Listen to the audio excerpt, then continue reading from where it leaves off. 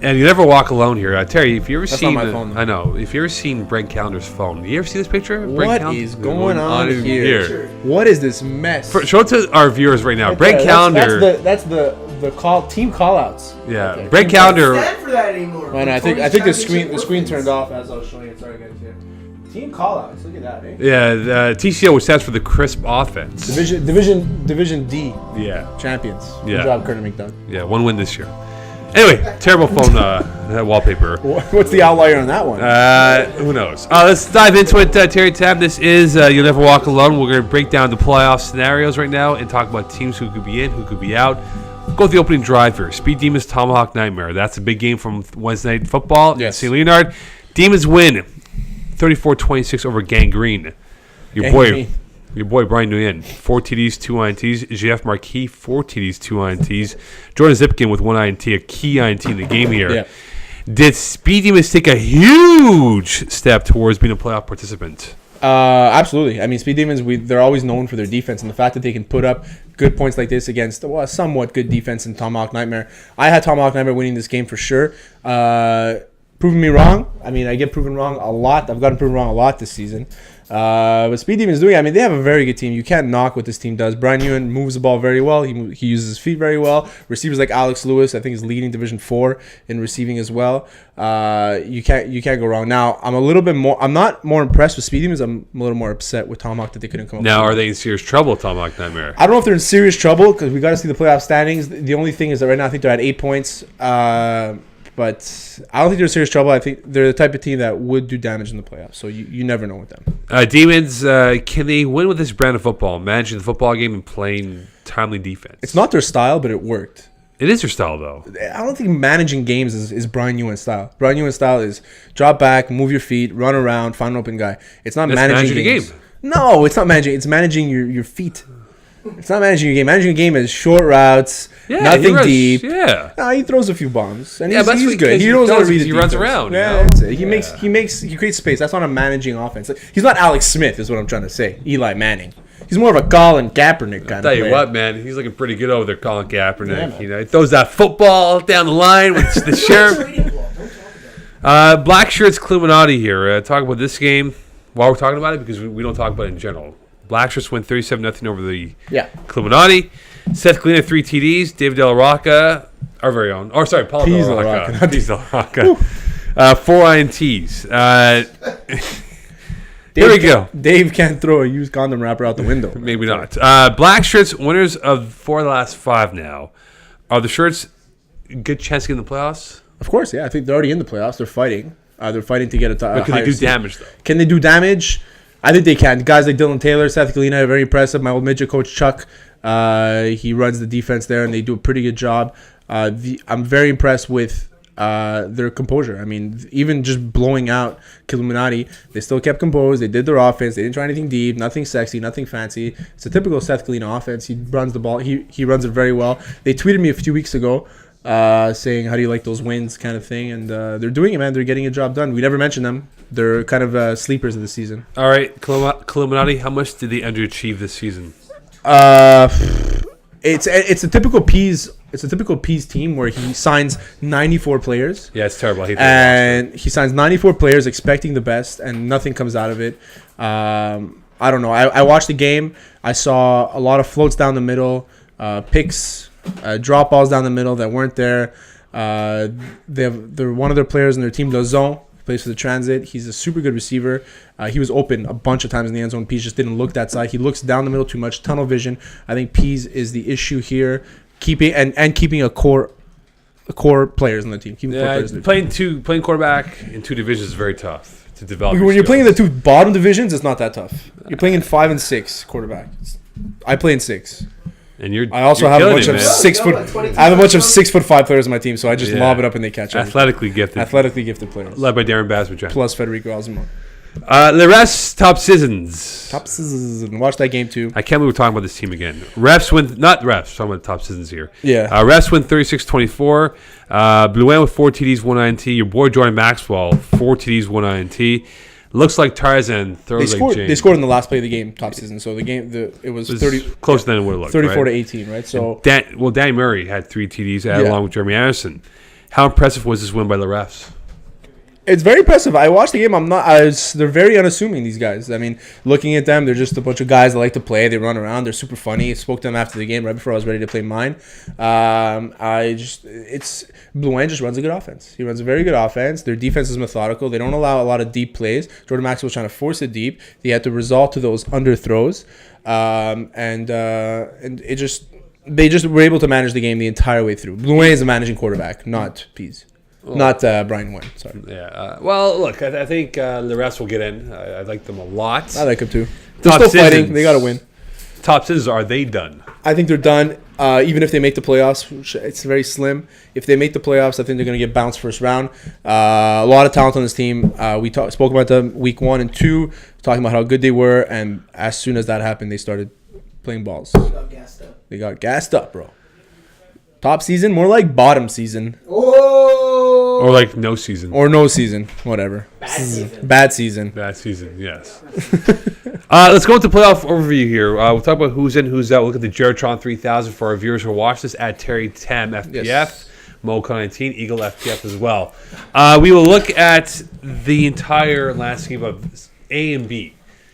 Conference A, we already have 5 teams out. Lelou, V-Nation, Mad Bears, Illuminati, and Venom. I gotta say, I just want to say something. I spoke to Venom. They told me that they were in Division 5 because Frank K brought them over the cap for Division 6. Yeah, they had a salary cap. That team is a Division 6 team. And a pretty good Division 6 team. They would be a good Division 6 team. Yeah. There's no reason why they should be in Division Blame 5. Frank I feel K. bad. I feel bad for them. I really do. Okay, well, teams who are on the outside looking in. You have Junkyard Dogs at 13, Guerrilla Dispass at 14, Top Citizens at 15, and, of course, Rednecks at 16. Those 4 teams have 6, 6, and 5 points respectively here. 2 points away from Sticky Hands for the last playoff spot. Yeah. Minimum 4 points away from being a 7 or higher division, whether it's being the Black Shirts or the U, whatever it is. How many teams, Terry, can make it into the playoff picture from the 4 looking outside? So we're looking at JYD, Guerrilla de Espace, Top Season, Rednecks. I'm looking at JYD, the only team, because I think they're playing Maximum Carnage coming up this week. Maximum Carnage, I actually filled in for Y.N.W.A playing, and it's just that if we didn't play that terribly, we probably would have won the game. Right. Maybe because I spoke all kinds of smack about Gianfranco Renato. He had a good game. He had a very good game. Very impressed. But JYD, I think they have the talent to beat Maximum Carnage, get into that playoff spot. So we'll see. You never know what's going to happen. But then they would be taking out Sticky Hands at that point, which is a very tough Central Conference A Central. For B right now, Jagerbomb, Hot Boys, Hotline, Fan of Cougars, X-Men, the Paxton Lukes, all outside looking in. Right now, Jagerbomb and Hot Boys Hotline are 1 point away from being in the playoffs. Those 5 teams that we listed on the outside looking in, how many qualify or how many would be able to sneak in and oust 1, if not 2, maybe 3 teams? FOTC is the team that I'm looking at. Hot Boys Hotline, they're playing against GLC this week. I'm looking at a loss there, like I said last week. Fans of the FOTC, fans of the Cougars. I'm not sure what their schedule is coming up. I don't know who their next game is. They've been slumping though. Like they've been slumping. They haven't well. been playing as good. Champ hasn't. Tim Gilman, the quarterback, he hasn't looked as good as he usually does. But I don't know. I think if there's, I feel that the playoffs are going to stay the way it is. At Keyport holding that 12 spot. But I just think that if there was one team, it would be FOTC, depending on who they're playing this week. I think Tomahawk Nightmare. Yeah, Tomahawk Nightmare is going to get bounced out. I think so. Look, since that loss to the Gators mid-season, they have not looked the same. Who are they playing this week? Tomahawk Nightmare, Eagle? We'll look at the Geratron 3000 for that in 2 seconds here. I just think that the way they've been and the way their body expression is, the mannerisms on the field they've been very frustrated, blaming everyone for mistakes that they've made. If they lose this week, I just can't see them making the playoffs because they've been reeling for quite a while here. Dope Boys. They're playing Dope Boys, and Dope Boys. They ever hot Dope Boys. They're very hot Dope Boys. Hot Boys. Hot Eagle, Boys. can I use this mouse here? Yes. Use that mouse, indeed. Does it work?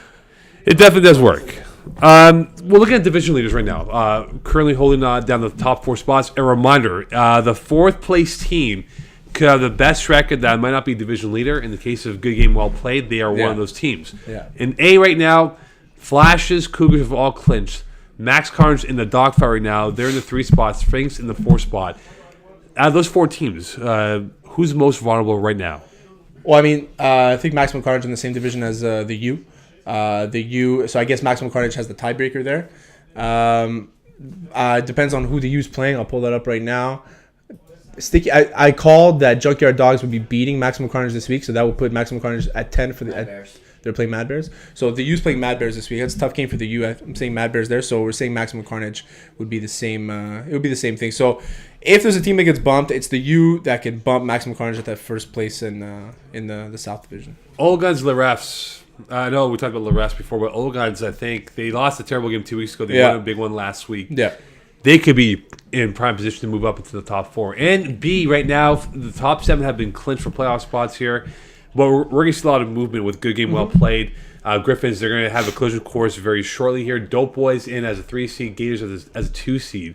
I just think the Gators right now are a bit more vulnerable as a 2 seed and could be on the outside looking in if it's all said and done by week 11 once it's done. You think outside looking in from the top 4? Yeah. You know what? I just don't see that happening. Gators have been my favorite since the beginning of the season. Right now, they're going to be playing against Hot Boys Hotline this week. Oh, I messed up. Next week is GLC. Oh, okay, my bad. So there's still 2 games left. So I'm going Gators against Hot Boys Hotline this week. Absolutely. That defense is going to handle, I forgot his name, your quarterback.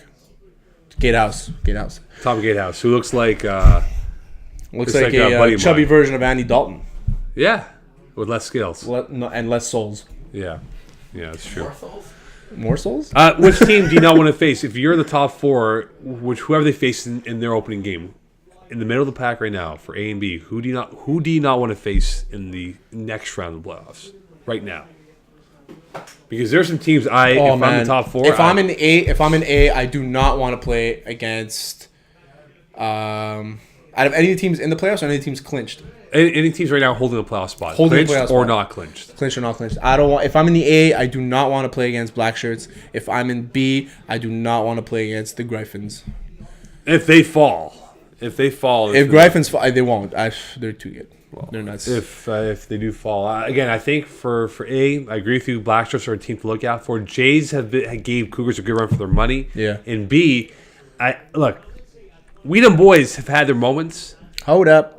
We Them Boys. If they are able to put it together on the same page, I don't know if I want to play them. We Them Boys asked me not to mention about their game this week. Okay. It apparently never happened. If they were to play, if they were to advance the playoffs, they would face a Dope Boys opening game, 3 versus 10. Ooh, it's gonna be tough. That matchup would be very nice to watch. It'd be a good game. It'll be an exciting game for sure. A lot of talking, got back and forth. Defense, a lot of talking, for sure. 2 good defenses. More organizational. Both sides. Who you buying or selling stock in here? Dope Boys, hottest team in Div 5. Buying or selling? Selling. I think they're having a good run. The hottest team in Div 5 right now is Black Shirts. Wow. Dope Boys have come up some big wins. They've come up with huge wins. I gotta do big wins. I think Dope Boys are a team that I think are peaking at the right time. Maybe too early, but we'll see. Let's see who they beat in the last few. If I can find their last. Well, we'll look at the next time. We'll look at it, Griffins end up with 1 loss, but finishing in first place. Buy or sell? Buying their team. That's a very good team. They're one breakout receiver away from maybe a Div 4 team, if not a Div 3. Cougars 2 ties. Will that hurt them in the standings? Buy or sell? It doesn't matter if it hurts them or not. They're still gonna make the top 4. If they keep the top 4 spot, then they just get that bye. They'll be able to beat any team in the bottom. For sure. All right, 5 alive picks here. Let's dive into it here, Terry Tam. Max Carnage TD beers, 6.5 points for the Carnage. Division crown maybe on the line this weekend. I'm going TDs and beer. Okay, Griffins, good game, well played. 7.5 points for the Griffins. Division crown definitely on the line this week. 7.5 points to the Griffins on that one? Yeah. Oh, man, you're generous. I like the Griffins. I like GGWP. I'm going GGWP. That spread. DG Goons, Sticky Hands, 3.5 points for the Goons, and this is a big game for them. Goons put up 50 points last week. Yeah, it was a terrible game again. Doesn't make sense. Yeah. Anyways, they put up 50 points. I'm going DG Goons. Keyport Lock, Black Shirts, 5.5 points for Black Shirts. I'm going Keyport Lock.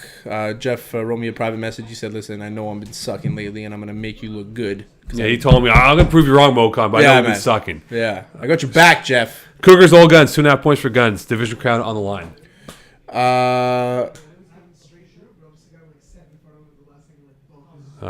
It's tough. I'm going Cougars on this one. Okay, let's try to figure it out. Okay, instant prediction right now. If the finals were held right now, who are the 2 teams who would win right now? Who are the 2 teams who would win? I'm going Griffins. No, actually, I'm taking that back. Take it back. Sorry, rewind. Can we rewind? Live TV. Can't. I'm going Gators versus. I'm going Gators versus Black shirts. I'm really high on black shirts, man. All right, fair enough then. All right, what did you learn today on episode 24? What I learned today? I learned that Pease throws down the middle often. All right, I learned that Mo's excellent at accelerating the script for Uncle Mike. I learned that Eagle is surprisingly nice to me. Coming up next, Tubbs has Malik Shahid on, TV host, celebrity interviewer, event producer, youth and community activate. I don't know who he is. Do you know who he is? Yeah, I've seen him before. Yeah, he's a super nice guy. Cool. Yeah, he's interviewed 50 Cent, Snoop Dogg. He's had big. I heard these guys. Are they in country music? These guys? Yeah. Well, Malik it's funny Shahid how you would will be assume on. they're in music all of a sudden. Ray Charles could hear. Well, Malik Shahid will be on with Uncle Mike. Come up next year on the Uncle Mike Show, Coast to Coast Studios in lovely At Terry Time North FPF, Central. at Mocon 19. Just Eagle FPF. Good morning, London. Raider.